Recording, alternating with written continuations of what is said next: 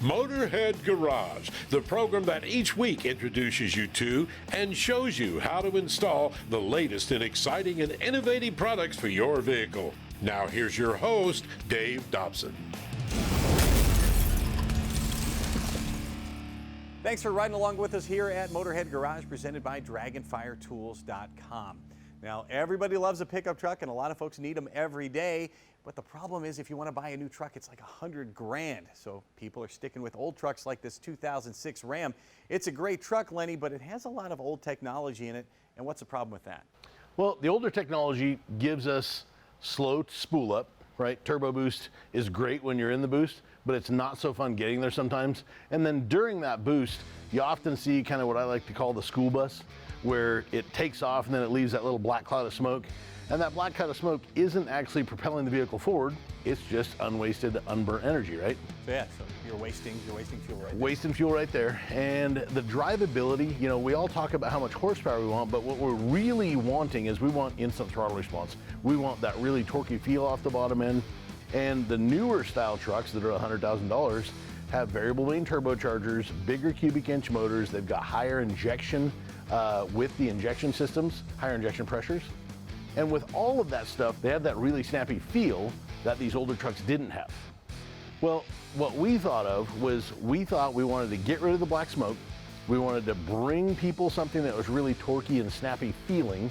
We at Dynomite Diesel decided to try this idea of a pilot hole inside of the injection nozzle. And a lot of the problem was the pressure. Like this common rail enjoys variable rail pressure, but mechanical trucks don't really enjoy that at all. So with mechanical trucks, like these older style injectors has a pump, a line, and then it goes to the injector. And in order to get these things to make any horsepower, they had to have a really large spray orifice. Large spray orifice means poor atomization unless you're shoving a lot of fuel at it to make a lot of pressure. So with full throttle, you're great, but when you're easing into the throttle off the red light, it's a problem. Yeah. So at wide open throttle, you're going to see really high needle travel and a lot of injection pressure hitting this injector. Atomizes very, very well. Well, with today's technology, abrasive flow machining, we've got our own EDM in-house so we can move and manipulate angles. We can also then put the pilot holes in, which we hold a patent on this. Let's look at the anatomy of an injector from Dynomite Diesel here with the pilot hole. So show me what we're looking at here on the board. Well, basically, I'm going to use my little injector here as my pointer because it's so cool. Now, we've got the general shape of a nozzle. We've got the general shape in blue of the needle valve. We've got arrows indicating in blue the needle valve's travel up and down. I've also drawn a red line right there for stop.